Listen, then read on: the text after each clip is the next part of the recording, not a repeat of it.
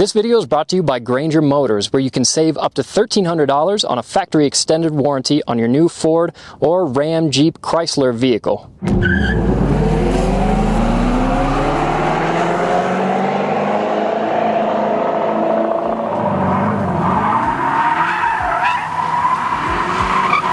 The day has finally come. We have our hands on the new Dodge Charger Daytona, the fully electric muscle car from Dodge. And that one, that's a Scat Pack with 670 horsepower. Alex and I are gonna go drive it and talk about the most controversial feature, the Fratzonic sound, which is a resonator built into the rear valence with a speaker that plays sound on the outside along with the inside. We're gonna start off with that, with the startup sound, and then a rev, and let you guys decide for yourself what you think.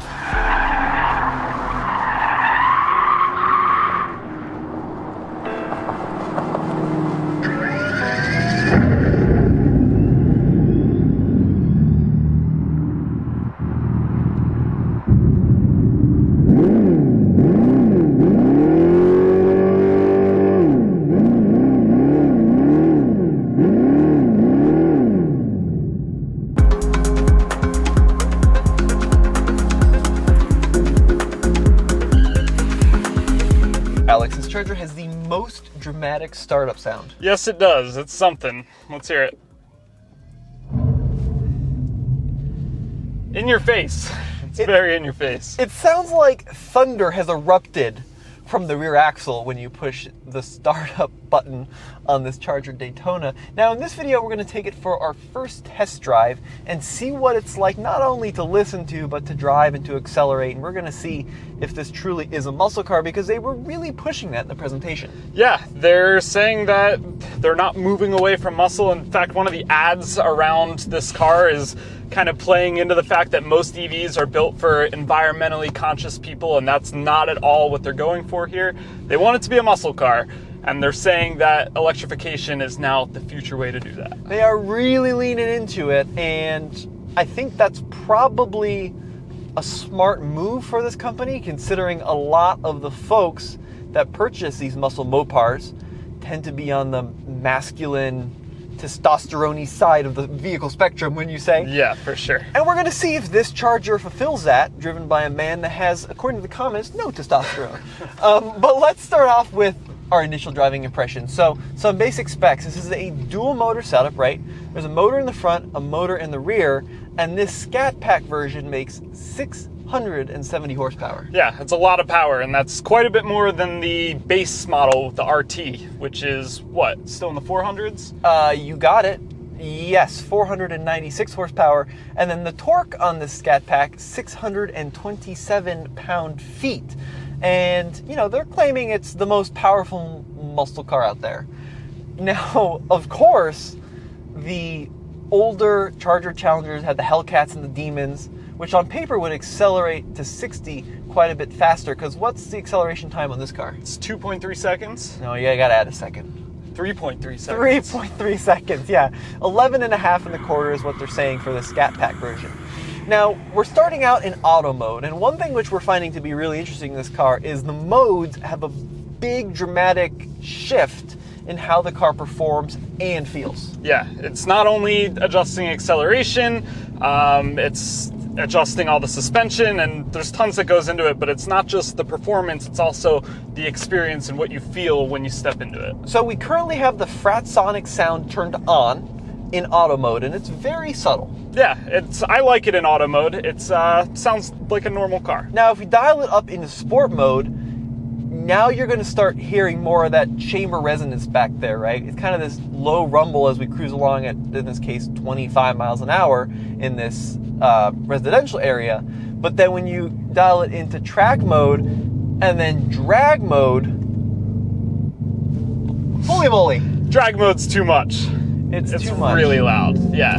I think sport mode kind of fits the personality of this car, just like the older Chargers and Challengers, especially with a Hellcat in them, kind of eggs you on. A little bit of rumble there. I like it in sport mode. I really like it in auto mode, but once you get into track or drag mode, it is just way too loud. I mean, it's droney. Yeah. And the interesting thing is, obviously they're using some speakers on the inside, but I think a lot of that rumble is coming from that chamber in the rear, because you actually feel that rumble in the seats. Yeah, you can feel it in your chest, and it all sounds like it's coming from back there. So they got the idea right with, you know, putting a noisemaker in the rear end where the exhaust would be, but it's a little overdone. And then the crazy part is, like, we obviously have simulated sounds and shifting in the Ioniq 5N, but that is only on the inside.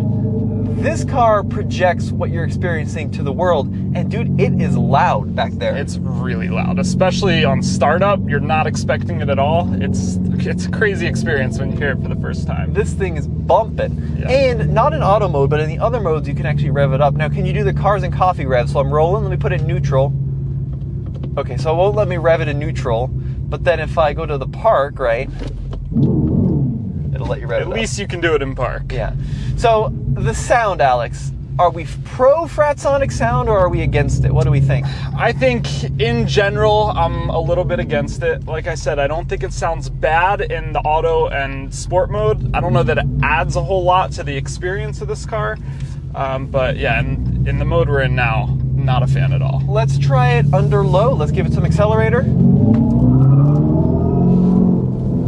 Okay, so I could see this being pretty cool, like on a drag strip, on a racetrack, right? Kind of having that experience. But every day, it kind of sounds like you're driving a Roblox Yeah. video game. It reminds me of like the light shows that the Teslas do, where it's a cool gimmicky feature that you can use to show off to your friends. It's not something I would want to use on a daily basis. Let me take a minute to tell you about this video's sponsor, Granger Motors, and their extended factory warranties for new Ford, Ram, Jeep, Dodge, and Chrysler vehicles. Let's face it, guys, the new cars and trucks coming out pack pretty amazing, but also very complex and untested tech. And because of it, an extended factory warranty is worth considering the next time you buy a new vehicle. But did you know that you can buy an extended factory warranty from any dealership? Yep, you can buy your new car or truck from your local dealership, but buy an extended factory warranty from Granger Motors and save an average of $1,300 off the list price. Granger can do this because they're the #1 seller of Ford Protect warranties and one of the top sellers of Mopar vehicle protection warranties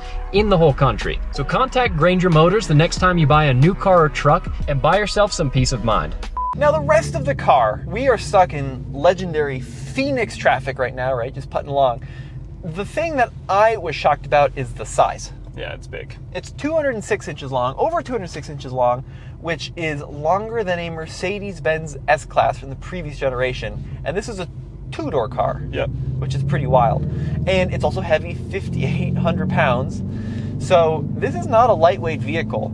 And it's not trying to be a lightweight vehicle, but it does a pretty good job of masking its size visually. It's got a really cool stance, but it doesn't look beluga whale-like. Yeah, you walk up to it, the proportions are awesome. We've had a couple people already stop us and tell us how good looking the car is, and they're right. It's a really good looking car. It looks pretty similar to the old Chargers and Challengers, you know, the outgoing ones, which I think is big.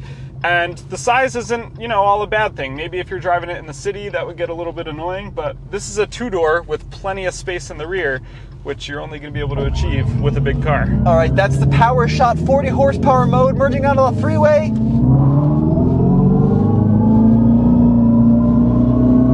Okay, that was max acceleration. You get 10 seconds of Power Shot mode. Here's the thing. This is a quick car. And I think real world, this car is probably quicker than a Challenger Hellcat because it's all-wheel drive. It's going to hook up on any surface. You're not trying to get heat in the tires to get it to get off the line, right? But compared to a lot of other performance EVs on the market, this is kind of mid-pack. You don't get that crazy head flinging that you get in something like an Ioniq 5N. And 0 to 60 times on paper are very similar, but this car feels like it accelerates a little bit more gradually than that, and it doesn't feel to have that crazy visceral punch of like a Model 3 Performance or even like certainly not a Plaid. It's a quick car, but it's not mind-blowingly quick. Yeah, it doesn't make your jaw drop at all. No. It's quick. And this is, keep in mind, this is the Scat Pack. This is not the 496 horsepower version. This is the full-blown 670 horsepower version. So that is one of the things that I wish they would give us a little bit more. I can't believe I'm saying that. 3.3 seconds is crazy. But if you're going to call this the ultimate muscle car, it's got to be the ultimate muscle car. Yeah, I agree. And I just don't really think you get that in this vehicle. And I'm sure there's faster ones coming, right?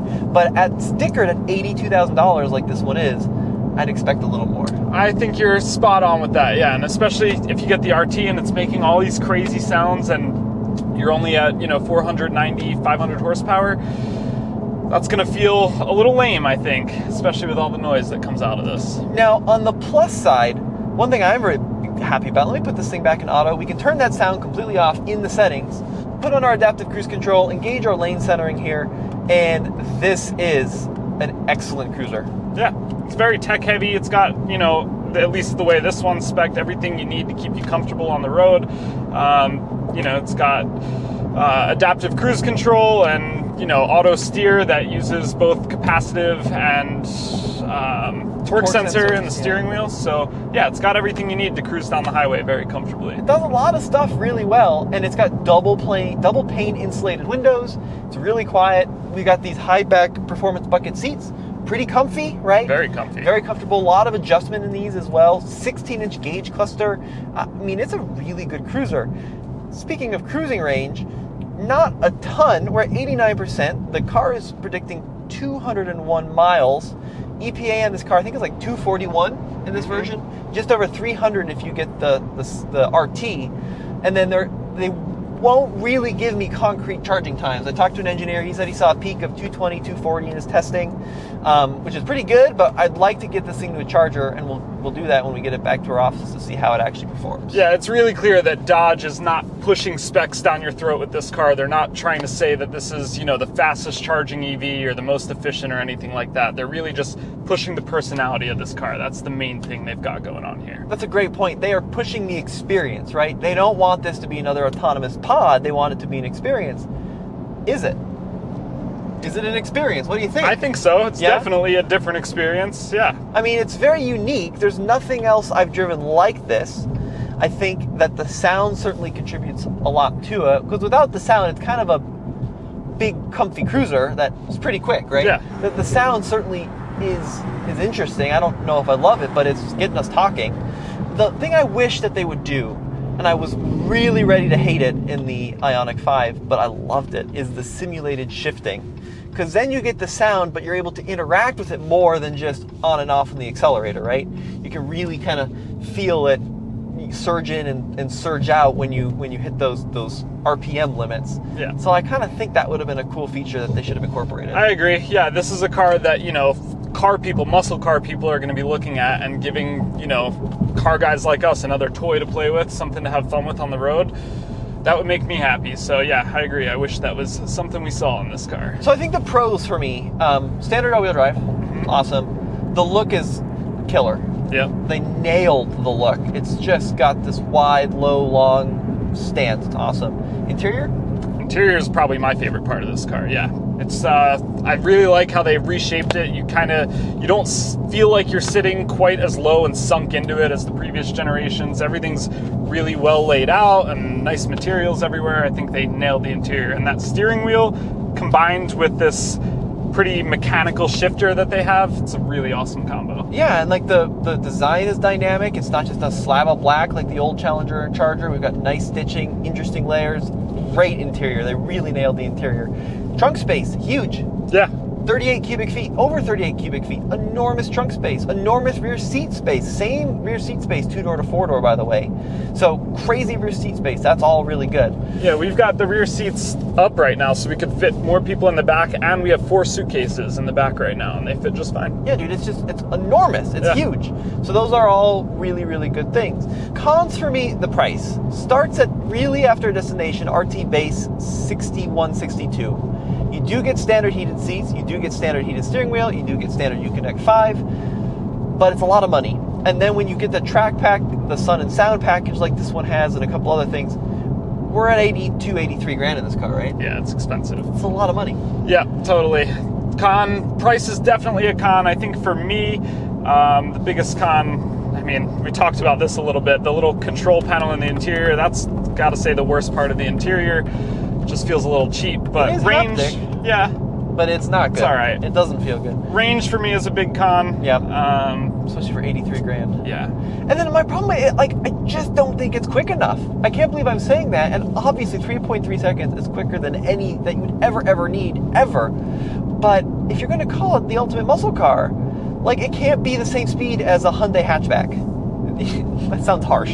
That doesn't mean to disparage the Hyundai or the Dodge, but it's kind of true, you know? It feels slightly slower than the Ioniq 5N just driving it around. So those are kind of my wrap-up thoughts on this initial drive on the Charger Daytona.